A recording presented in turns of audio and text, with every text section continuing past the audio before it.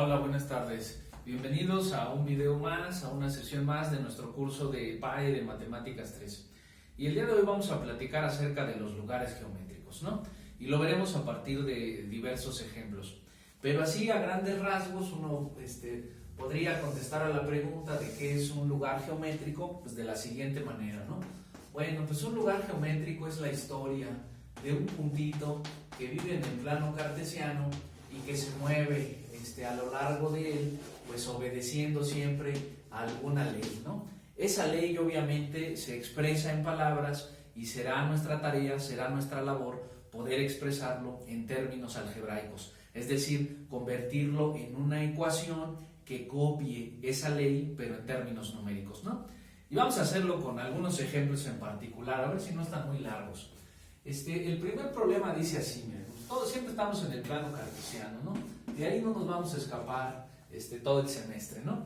Bueno, y me dicen, oye, fíjate que necesito que tú me digas en términos algebraicos cuál es la ecuación de un punto que se mueve en el plano cartesiano de tal manera que cuando tú calculas su distancia a un punto en particular, vamos a poner al punto A que tiene coordenadas 1,0, bueno, pues esa distancia, vamos a poner por acá el puntito más lejos, esa distancia resulta ser el triple o 3 veces más grande que la distancia a otro lugar famoso en el plano cartesiano, que es la recta x igual a 2. ¿Qué diablos es la recta x igual a 2 o cómo la dibujo o dónde está ubicada? Bueno, pues como ya recordarán, pues se trata de una recta vertical que exactamente corta al eje de las x en la marca 2, ¿no? Entonces, fíjense que ahí pues hice mi dibujo pues al azar y uno tiene que calcular la distancia más corta que existe dentro de esa recta a la historia de mi puntito, ¿no?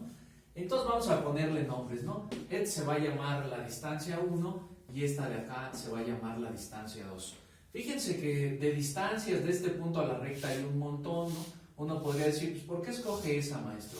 Bueno, cuando uno considera la distancia de una recta a un punto, pues la que uno toma en cuenta es la más corta, es decir, exactamente aquella distancia que forma un ángulo de 90 grados con respecto a esa recta, ¿no? Entonces por eso elegí esa. Bueno, y entonces, ¿cómo escribiríamos la ecuación en términos muy generales de ese lugar geométrico? Bueno, pues me dicen que la distancia al punto, que yo he llamado D1, debe ser el triple de la distancia entre ese punto viajero y nuestra recta x igual a 2. Y uno diría, pues ya acabamos, maestro. Pues desgraciadamente no, porque aunque ahí sí está plasmada la ley del movimiento de ese punto, debemos escribirla en función de las dos letras famosas del plano cartesiano, que son la x y la y. Entonces, ¿qué les parece si calculamos por separado esas distancias y luego las mezclamos en esa ecuación, ¿no? Bueno, la más fácil es calcular la distancia 1, la distancia entre el punto P y el punto particular A que se encuentra en 1,0. ¿Por qué eso es fácil? Pues porque lo vimos en los videos anteriores, ¿no? Entonces D1 va a ser la distancia del punto A al punto P. Y si se acuerdan, eso lo resolvíamos con un teorema de Pitágoras, ¿no? Esa distancia equivalía a una raíz cuadrada. ¿De quién? De la resta de las x de los puntos participantes. Vamos a poner x menos la x del punto de abajo elevado al cuadrado y la misma historia con la resta de las ordenadas. Bueno, esta se llama y resulta que no hay nada que restarle porque es 0. Entonces, pues ya hemos escrito en términos de la variable x y y, aunque no sepamos qué rayos es, pues la distancia 1, ¿no? Bueno, pues ya tengo una formulación para la primera distancia. Ahora me gustaría hacer lo equivalente para la segunda distancia, ¿no? Es decir, qué tan lejos se encuentra ese punto volador, ese punto viajero y esa recta. Y según la construcción que acabamos de hacer, habíamos dicho que la distancia que nos importa es la distancia perpendicular respecto a la recta. Fíjense que si uno se imagina que acá hay un punto en efecto donde se hace ese cruce, resulta que y tienen la misma altura. juntos forman un segmento horizontal. Por lo tanto, su distancia es la pura separación horizontal que existe entre ellos. Entonces no voy a tener que utilizar esta fórmula elegante. Su distancia será lo que haya desde aquí hasta acá. Y como nosotros le hacemos en geometría analítica, pues esa distancia es una resta del punto que está a la derecha menos el que está a la izquierda. Pues el que está a la derecha se encuentra a 2 unidades del origen. Y este que está acá, pues quién sabe, pero le estamos diciendo x a su coordenada. De modo que la resta de 2 y x nos mostrará esa separación. Y entonces ya tengo ahí dos expresiones que involucran a las variables y que voy a mezclar en la ley fundamental con la que se plantea el problema, ¿no? Que la distancia al punto es el triple de a la recta. Y vamos a hacer la sustitución. Entonces, en lugar de d1, pues voy a poner la raíz de esa expresión, que es x menos 1 al cuadrado, y ya le pongo y cuadrada nada más, ¿no? Porque está solitaria. Y eso tiene que ser igual, vamos a borrarle aquí un cachito a esto, al triple de la segunda distancia, o sea, al triple de 2 menos x. Y entonces ya construí yo una igualdad o una ecuación entre esas dos cantidades. Pues lo que sigue es resolverla, ¿no? Para que quede pues de una forma más elegante. Y uno dice, bueno, pero ahí la raíz cuadrada me estorba. ¿Cómo la desaparezco? Pues con su operación contraria.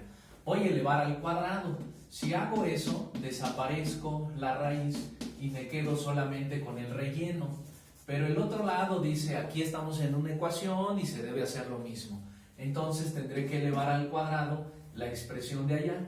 Fíjense que eso es fácil porque 3 al cuadrado es 9 y tendré que elevar al cuadrado el relleno de ese paréntesis, ¿no? Y eso pues uno ya lo sabe hacer desde primer semestre. Es un binomio al cuadrado, ¿no? Que equivale al cuadrado del primero menos el doble del primero por el segundo más el cuadrado del segundo. Siempre salen 3. Y el y cuadrada pues ahí nomás está viendo porque es solitario. Y del otro lado nos quedaría 9 veces el resultado de ese binomio al cuadrado. 2 al cuadrado 4, el doble producto del primero por el segundo, más el cuadrado del segundo, ¿no? Ahí está.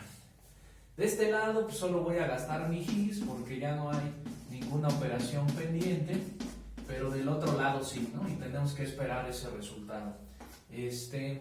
Fíjense que el 9 se va a distribuir contra todos los de adentro, 9 por 4, 36, 9 por menos 4, menos 36, y 9 por x cuadrada, 9x cuadrada, ¿no? Y lo que hacemos, ya no hay operaciones pendientes. Bueno, una ecuación de los lugares geométricos debe ser una ecuación en dos variables donde todo se encuentre del lado izquierdo, o sea, esté igualado a 0. Y eso vamos a hacer, ¿no? Fíjense que a x cuadrada se le va a agregar pues, esta compañera, que por saltarse la barda la castigamos en el signo, ¿no? Luego, la y cuadrada está solitaria. Ya ven que en las ecuaciones primero se escriben las variables de mayor exponente, que en este caso son los cuadrados.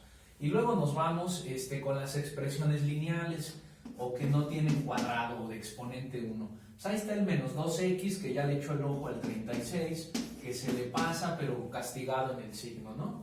Y por último, pues los abandonados, los que no tienen letra, ¿no? Que en este caso, fíjense que hay dos, ¿no? El 1, que ya estaba del lado izquierdo, y ese 36, que se lo mandamos castigado en el signo. Y entonces uno pues ya simplifica, ¿no? 1 menos 9 menos 8x cuadrada. Y cuadrada abandonada, 36 menos 2, 34x, y 36 negativo contra 1 positivo, pues ganan los negativos por un montón, ¿no?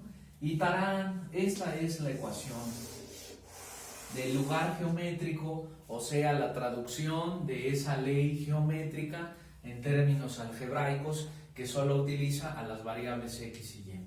O sea que ese punto del cual nada más pintamos una posición, si lo dejamos mover a lo largo del tiempo, si dejamos a la x y a la y libres para que se muevan, obedeciendo esta regla, pues nos dará una curva, ¿no?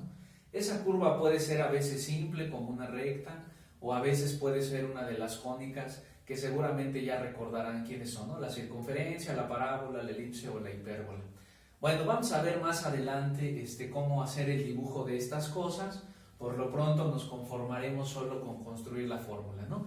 Si no se aguantan las ganas, pues pueden escribir esta expresión, está en GeoGebra, y pues ya ella les dirá cuál es la curva o la dinámica de ese puntito que se planteaba con una ley sencilla, ¿no? Bueno, vamos a hacer un ejercicio por cada video porque están medio largos, y este es el primero y el más fácil de ellos, ¿no? Entonces en el siguiente pues vamos a hacer otros más elaborados, ¿no? Pero pues hasta entonces.